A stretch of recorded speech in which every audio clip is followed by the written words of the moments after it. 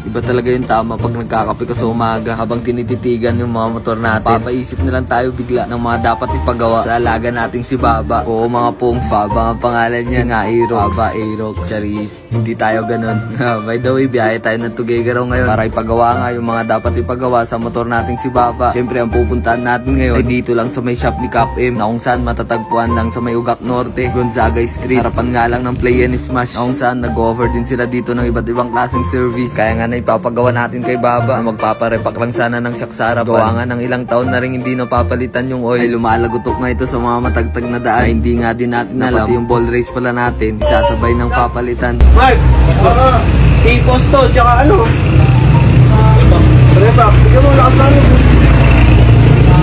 At dahil may nagbigay nga rin sa atin ng pulley para nga sa sidings natin, ay sasabay na nga rin natin ipalinis at ikabit yung pulley na binigay sa atin. Kaya inangat na nga rin nila kuya agad yung motor natin sa nilang operating room para simulan na nga rin yung pagbabaklas at para malaman na nga rin natin yung mga kailangan pang ipagawa. Sinimulan nga nila kuya na baklasin yung shock nga natin sa harapan at pati nga yung manubela para ikabit yung bagong ball race naman. At yun nga sidings natin, sinasabay na nga rin ni tatay baklasin. Magugulat na nga lang tayo sa dumi nga rin nito na puro alikabok at buhangin. Cover nga nito mag-iisang taon na rin kasi hindi na-open yan at hindi nalilinisan. Kaya pagkabukas nga ng sidings natin ay nagulat nga ako sa naging itsura na napakadumi, mga langis na lumalabas. Kaya totoo nga pala yung mga sinasabi nila, kailangan nga ding alagaan lalo na sa mga kailangang maintenance ng mga motor nga natin para hindi nga tayo mapamahal o mapagastos. Magiging issue niyan sa katagalan. Kaya nga nitong pulley natin ay hindi na nga pwedeng gamitin at yung oil seal nga ng CVT natin masasabi mo talagang makipalit na din.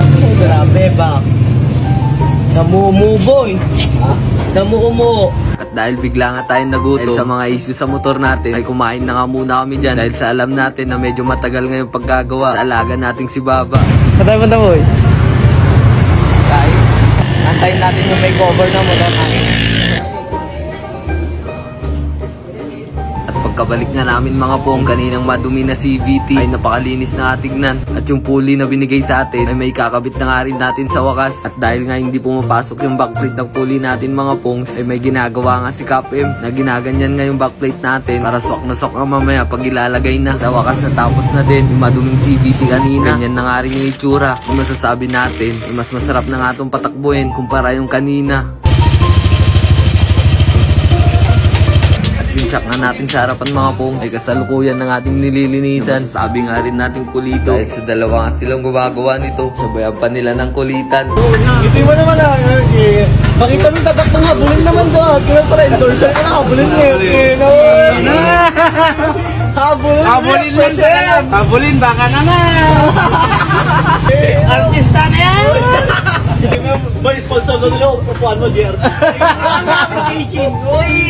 At dahil nga may mga langis na lumabas sa CVT natin, isasabay na nga rin pala natin yung magpapa-change oil ng motor natin na habulin ngayong gagamitin. Dahil sa binigyan nga tayo ng libreng oil ni Cap M na masasabi kong napakaswerte ko ngayon na pati nga yung belt sa sidings natin ay pinalitan niya nga ito ng libre. At ang malupit pa nga dito mga pong, isang ang carbon part sa motor niya dati ay binigay nga din sa atin ng libre.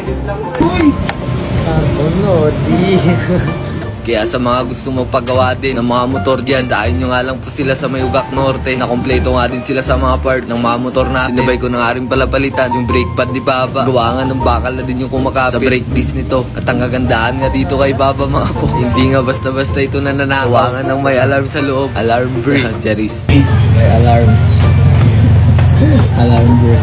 At sa wakas natapos din mga pongs, nasulit din yung pag-aantay natin. Gawa nga ng daming napalitan at nabago sa motor natin na kaninang maalok, lumalagutok na manubela. Masasabi nga natin mas maayos na ngayon at yung shock nga natin sa harapan ay mas maganda na nga yung play. Kaya tinesting na nga rin ni Cap M yung bago nga natin pulley nilagay. Mas lumakas nga yung harap para sa dati.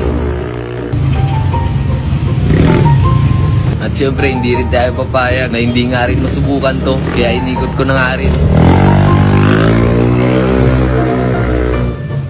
At yung dating takbuhan ng motor natin ay napakalayo nga din para sa ngayon na mas smooth na nga, mas masarap ng patakbuhin. Kaya hanggang dito na lang muna mga pongs. Marami pa tayong babaguhin kay Baba. Kaya salamat sa panonood, hanggang sa susunod. Thank you.